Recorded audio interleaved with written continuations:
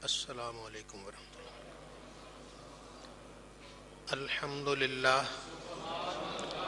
الحمد للہ رب العالمین، والصلاة والسلام علی امام الانبیاء والمرسلین وعلی آلہ واصحابہ اجمعین، اما بعد فاعوذ باللہ من الشیطان الرجیم، بسم اللہ الرحمن الرحیم۔ یا ایہا الذین آمنوا ادخلوا فی السلم کافہ ولا تتبعوا خطوات الشیطان انہ لکم عدو مبین۔ وقال اللہ عز وجل ان الصلاۃ تنہی عن الفحشاء والمنکر۔ صدق اللہ مولانا العظیم۔ محبت، عقیدت، الفت اور پیار سے درود پاک۔ صلاۃ والسلام علیک یا سید یا رسول اللہ وعلی آلک واصحابک یا حبیب اللہ۔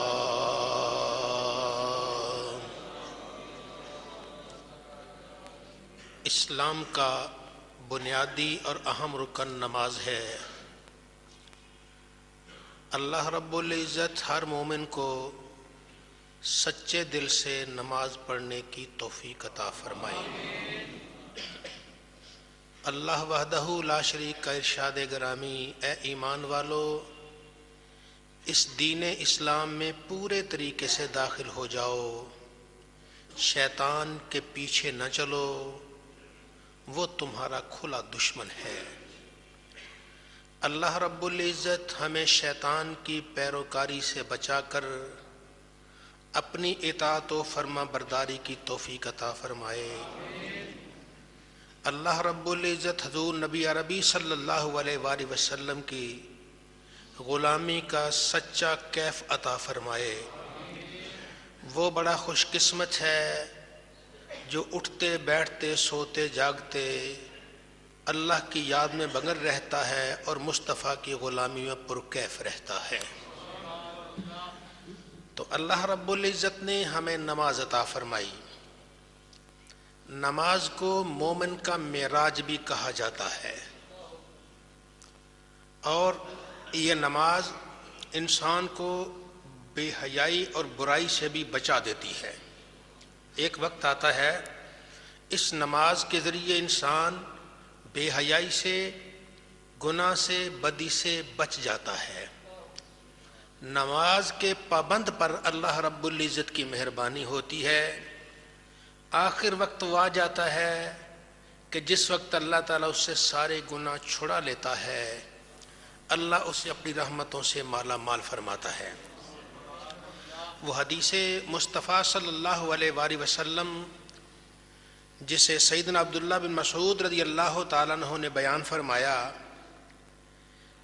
کہ ہر نماز کے وقت اللہ رب العزت کی جانب سے ندا دینے والا ندا دیتا ہے، فرشتہ آواز دیتا ہے، اے اولاد آدم، اے انسان، اے آدم علیہ السلام کی اولاد، اٹھو، اپنے حصے کی جو تم نے جہنم کی آگ جلائی ہوئی ہے نماز پڑھ کے اسے بجھا دو۔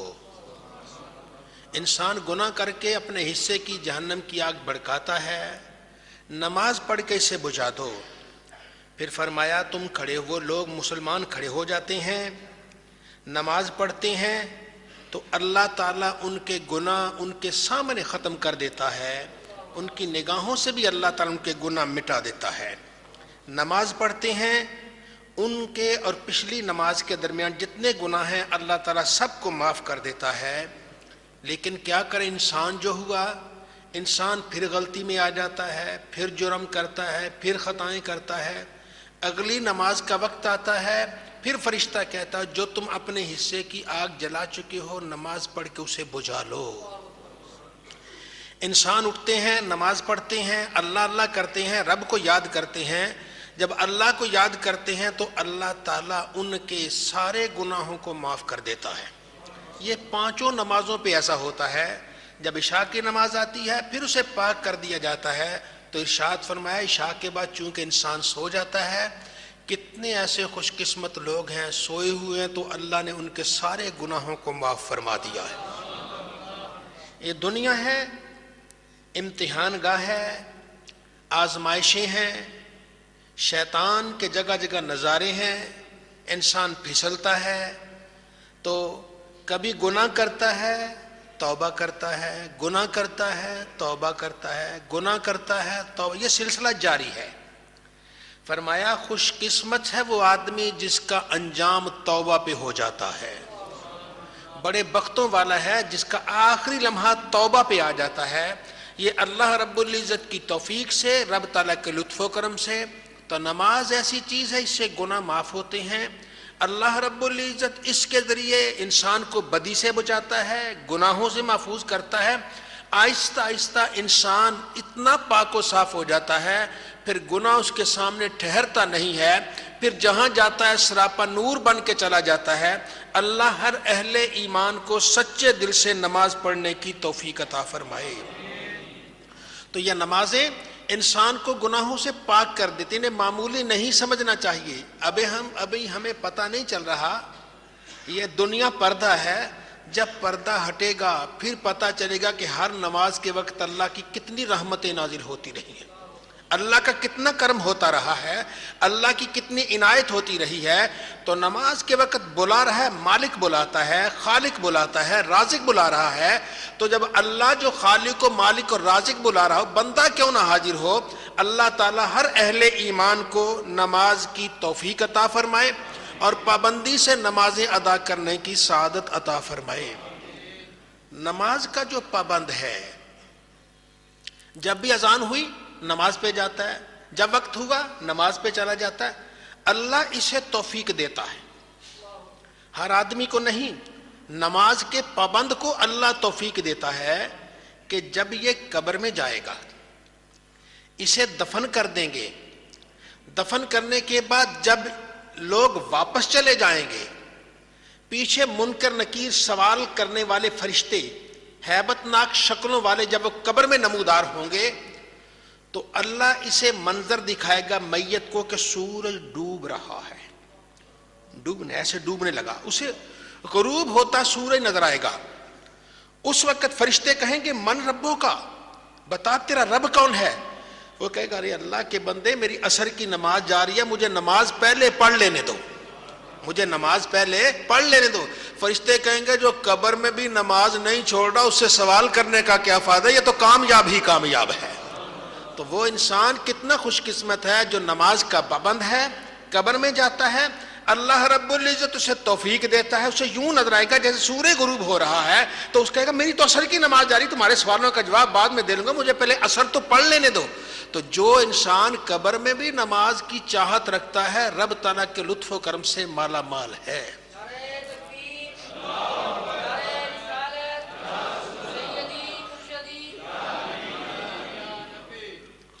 یہ انبیاء کرام کا خاصہ ہے، قبر میں نماز پڑھنا، اپنے مزار اقدس میں نماز پڑھنا، یہ حضرات انبیاء کرام کا خاصہ ہے۔ حضور نبی کریم صلی اللہ علیہ وآلہ وسلم نے ارشاد فرمایا الانبیاء احیاء فی قبورہم یصلون، انبیاء کرام زندہ ہیں اور اپنے اپنے مزارات میں قبروں میں نمازیں ادا فرماتے ہیں، یہ حدیث مصطفیٰ۔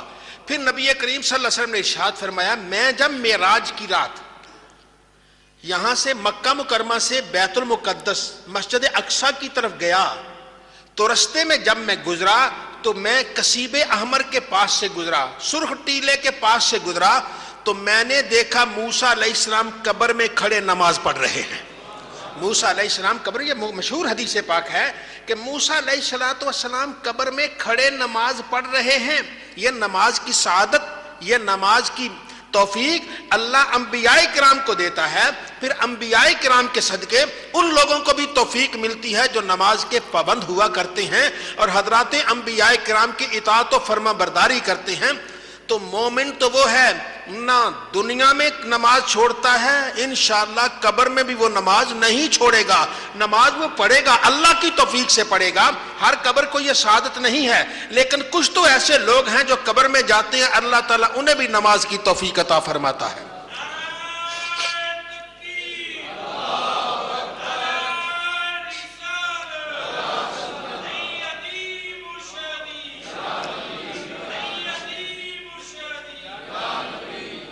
حضرت ثابت بنانی رحمت اللہ تعالی علیہ یہ مشہور تابعی ہیں، اور حضرت انس بن مالک جو خادم رسول ہے، نبی کریم صلی اللہ علیہ وسلم کی خدمت کی 10 سال تک حضرت انس نے.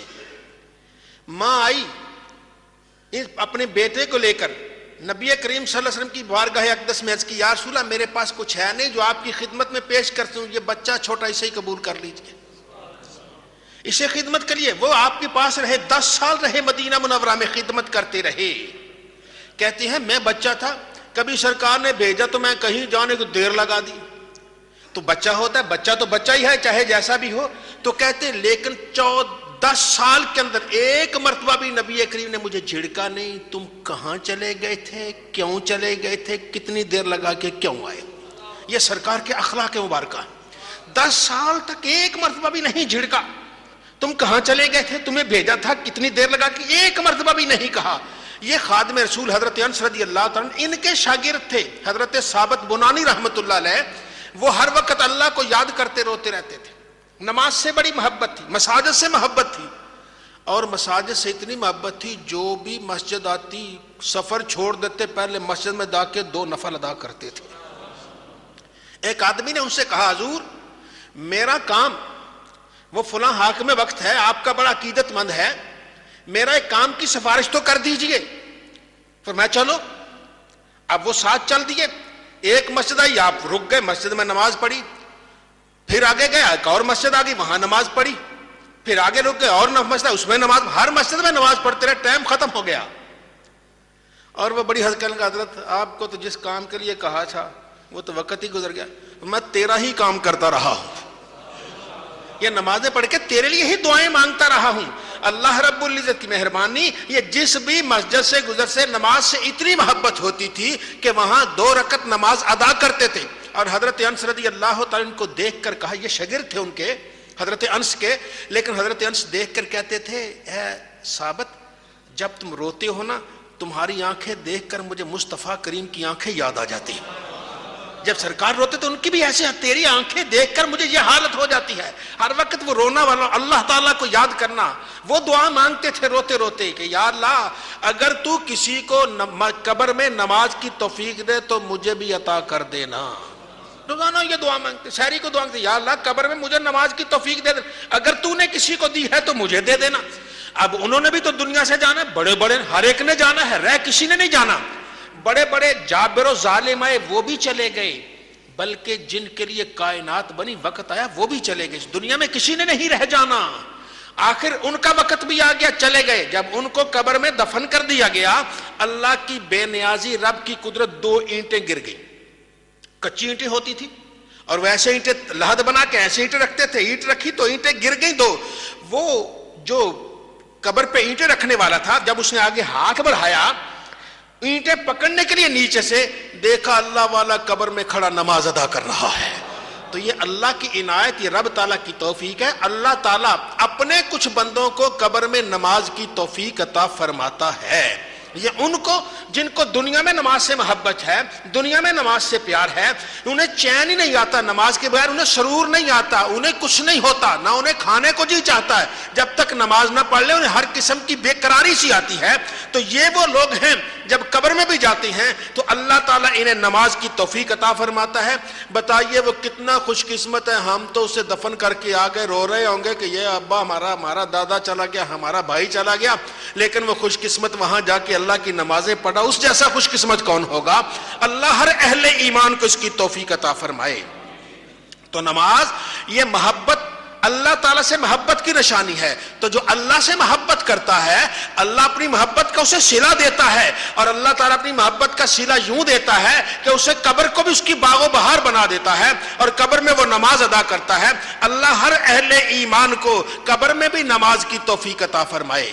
اب قیامت کا دن آ گیا، قیامت کا دن آئے گا تو نبی عربی صلی اللہ علیہ وآلہ وسلم نے ارشاد فرمایا، اول ما یحاسب بہ العبد یوم القیامت الصلاۃ. عبادتوں میں سب سے پہلے جس عبادت کے بارے میں سوال ہوگا وہ ہوگی نماز.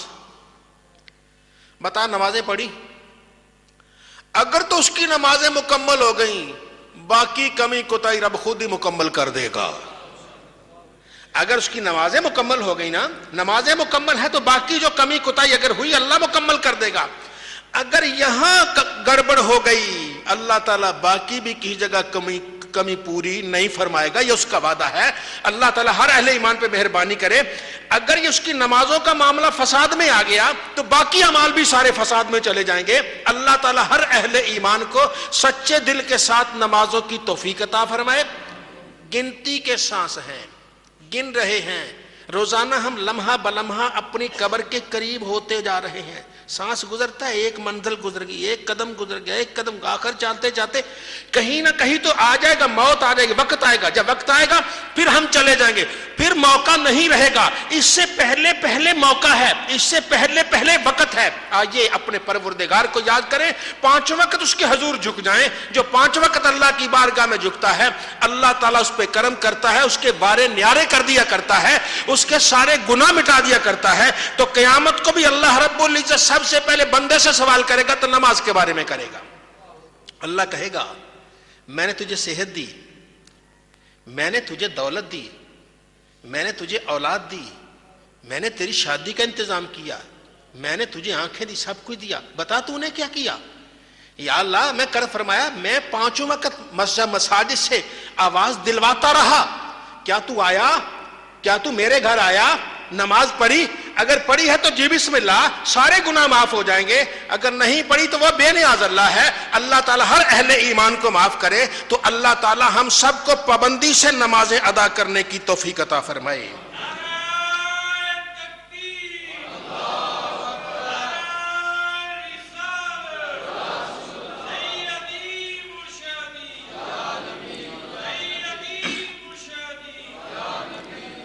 حضرت سیدنا امامہ باہلی رضی اللہ تعالیٰ عنہ یہ فرماتے میں نے سنا حضور نبی کریم صلی اللہ علیہ وسلم ارشاد فرما رہے تھے حجت الوداع کے موقع پر، جو آپ نے خطبہ حج ارشاد فرمایا اس میں فرما رہے تھے اتقوا اللہ ربکم، اے ایمان والو اللہ سے ڈرو جو تمہارا رب ہے.